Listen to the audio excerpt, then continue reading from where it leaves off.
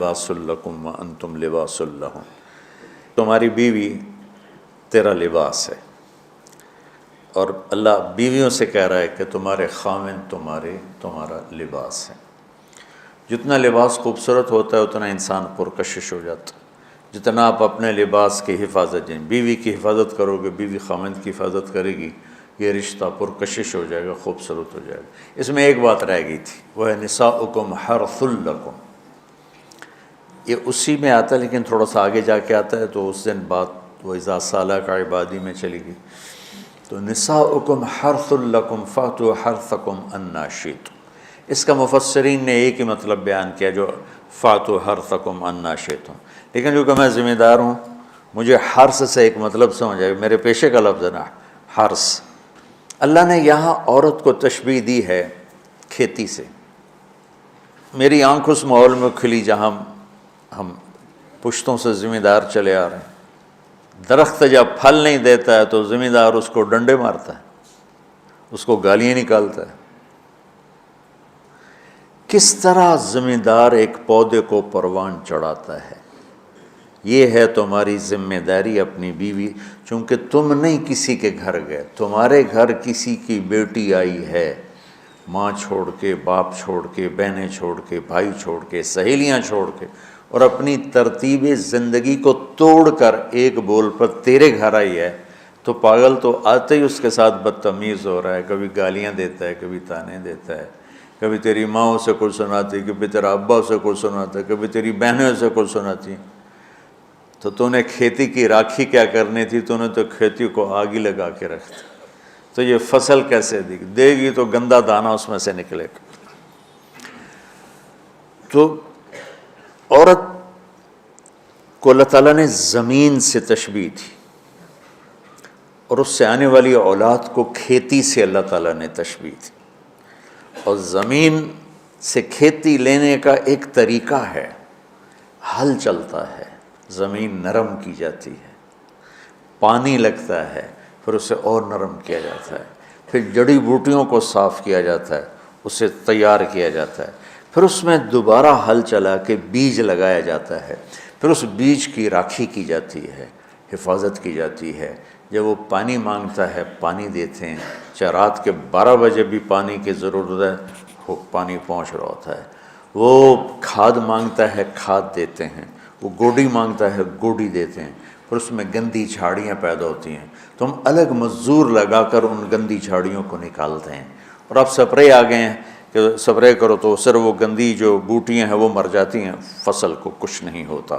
میں آپ کے سامنے ایک نقشہ بیان کر رہا ہوں کہ اللہ تعالیٰ یہاں خاوند اور بیوی کی زندگی کو کس خوبصورت انداز میں بیان فرما رہا ہے۔ اعلیٰ فصل لینے کے لیے یہ سب کچھ کرنا پڑتا ہے۔ ذمہ داروں کے پاس عام طور پہ پیسہ نہیں ہوتا، تو وہ جاتے ہیں جی کھاد چاہیے دی، وہ کہتے ہیں 500 روپے ود لواں گے، وہ کہتا ہے جی لے لو پہ کھاد دے دو میری فصل مردی پہ، تو پھر اسے سپرے کرنا ہوتا ہے تو اس کے پاس پیسے نہیں ہوتے، پھر وہ سپرے والے کے پاس جائے، یہ نہیں کہتا پیسے کو نہیں دفع کرو آپ پہ ہوندی تو ہوئے نہیں ہوندی تو نہ ہوئے، ایسا پاگل کوئی ذمہ، چاہے 1 ایکڑ کا ہو چاہے 100 ایکڑ کا ہو، پھر وہ کہتا ہے جی کھاد چاہیے دیے یوریا، وہ کہتا وہ سپرے کی دوا چاہیے، وہ ڈبے دے پیچھے 200 روپے زیادہ لواں گا، اچھا جی لے لے جی چلے کپا آ جاندی میں دے دیواں گا۔ وہ ادھار پہ مہنگا سامان اٹھاتا ہے اور اس کی ضرورت کو پورا کرتا ہے۔ وہ گندم کو یہ نہیں کہتا، کپاس کو یہی نہیں کہتا میرے کو پیسے کوئی نہیں، میں نہ تینوں پانی لا سکنا، نہ کھاد دے سکنا، نہ سپرے کر سکنا، تو پھر مکھیاں ہی مارے گا، روٹی تو کوئی نہیں لبنی۔ عورت کی زمین میں محبت کا حل چلاؤ، اپنے رات کے آنسوؤں سے اس کو پانی لگاؤ، اپنے اخلاق کے ذریعے سے اس میں بیج ڈالو، پھر اس کو عزت دے کر احترام دے کر اس فصل کی آبیاری کرو، اس کو اوپر چڑھاؤ۔ اس میں جو گندی جھاڑیاں ہو گئی، کبھی یہ ادھر سے گندا آئے گا، کبھی ادھر سے گندگی آئے گی، کبھی ساس کی طرف سے، کبھی سسر کی طرف سے، کبھی بہنوں کی طرف سے، کبھی لڑکی کے ماں باپ کی طرف۔ بعض لڑکی کے ماں باپ ایسے بے وقوف ہوتے ہیں کہ اپنی بیٹیوں کا گھر اجاڑ دیتے ہیں، شادی کرنے کے بعد بھی بیٹی کو اپنے حکم پر چلانے کی کوشش کرتے ہیں تو خاوند کہاں برداشت کرتا ہے؟ شادی کے بعد بیوی پر ماں کا حق نہیں ہے، باپ کا حق نہیں ہونے کا مطلب ہے کہ پہلے اب خاوند کا حق ہے، پھر ماں باپ کا حق ہے۔ ماں کچھ کہے، خاوند کچھ کہے تو اسے خاوند کی اطاعت کرنی ہے، ماں کی نہیں، ماں کی نہیں۔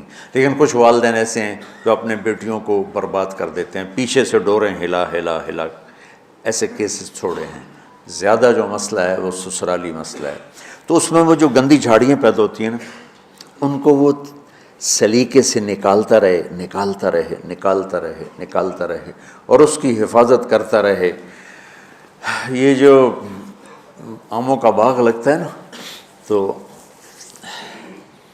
چھوٹا ہوتا ہے، جب سردیاں آتی ہیں تو اس کو ہم کور کر دیتے ہیں سارے، پہلے اس کے اوپر چونے کا سپرے کرتے ہیں، چونے کا، کہ اس کے پتوں کے اوپر ایک تہ جم جائے، اور اس کے تنے پر بھی چونا لگاتے ہیں تاکہ ٹھنڈک اندر نہ جائے، پھر اس کو یوں کور کر دیتے ہیں کہ اندر سردی نہ جائے۔ اتنی حفاظت ایک چھوٹے سے پودے کی جاتی ہے، تب جا کر وہ پروان چڑھتا ہے۔ اور سب سے بڑا پودا انسان ہے، اور سب سے قیمتی دھرتی ماں ہے، اور سب سے قیمتی رشتہ خاوند اور بیوی ہے۔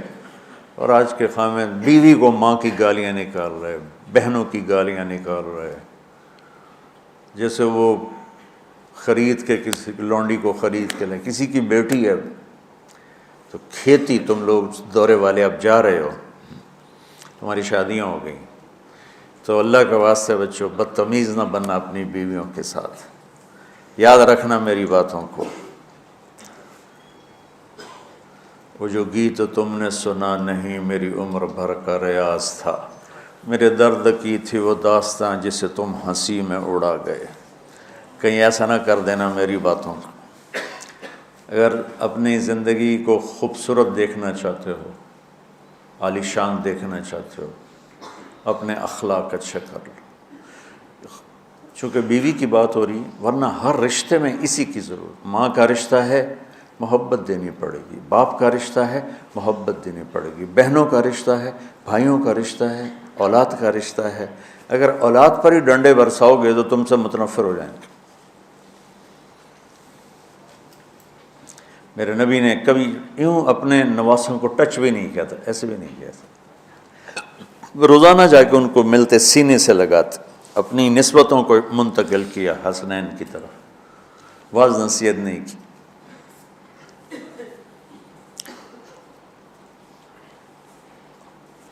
بہت سے بچے علماء کے، تبلیغ والوں کے، نیک لوگوں کے ضائع ہو گئے کہ بچے کا ذوق نہیں دیکھا، بس حافظ بنانا ہے، عالم بنانا ہے، حافظ بنانا ہے، عالم بنانا ہے۔ بناؤ حافظ، بناؤ عالم، پہلے ذوق دیکھ لو، اگر نہیں ہے تو اچھا مسلمان بناؤ، یہی کافی ہے۔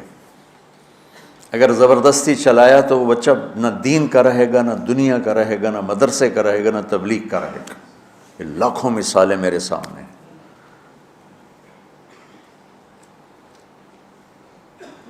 تو اولاد پر بھی جبر کرو گے تو باغی ہو جائیں گے۔ ایک ہمارے ساتھی نے اپنے بیٹے کو حافظ بنایا، وہی تبلیغی زور، بچے کو تمنا نہیں ہے، انہیں بنایا۔ جب اس نے سر نکل آیا اس کا اور اس کی شادی ہونے لگی تو اس کے والد نے کارڈ چھپوایا، حافظ فلاں فلاں، اس نے سارے کارڈ جلا دیے، جلانے کا مطلب پھینکوا دیا، کہ نئے سرے سے کارڈ چھپواؤ اور حافظ کا نام کٹاؤ، حافظ کا نام کٹا کے میرے کارڈ چھپاؤ۔ یہی فیصل آباد کا واقعہ ہے۔ تو تمہارے ساتھ عالم کا لفظ لگا ہوا ہے، تم کہو گے میری اولاد بھی عالم ہو، 6 مہینے کی اولاد، اس کے سر پہ وڈی ساری ٹوپی ہوئے، جی چاہے تو اس لیے داڑھی بھی کاٹ لو ہوتی تسی۔ تو اتنے بچوں کے سر پہ ٹوپیاں چڑھائی ہوتی ہیں، ان کی فطرت کی زندگی، ان کو کھیلنے دو، انہیں ٹائم دو، انہیں دیکھو یہ کدھر موڑ رہے ہیں، جس طرف ان کا دھارا جا رہا ہے۔ صرف عالم بننے والا ہی مسلمان ہوتا ہے، صرف حافظ بننے والا ہی مسلمان ہے، اور کوئی مسلمان ہے ہی نہیں۔ اللہ نے ہمیں جو دعا سکھائی ہے، رب ہب لی من الصالح، رب ہب لی من العلماء تو نہیں کہا، رب ہب لی من الحفاظ بھی نہیں کہا، من الصالحین، نیک ہونا ضروری ہے، عالم ہونا ہو گیا تو ٹھیک ہے، نصیب کی بات ہے، بہت اعلیٰ چیز، حافظ بن گیا بہت اعلیٰ چیز، لیکن زبردستی کراؤ گے پچھتاؤ گے۔ زندگی کے تمام شعبوں کو زندہ کرنا ہے۔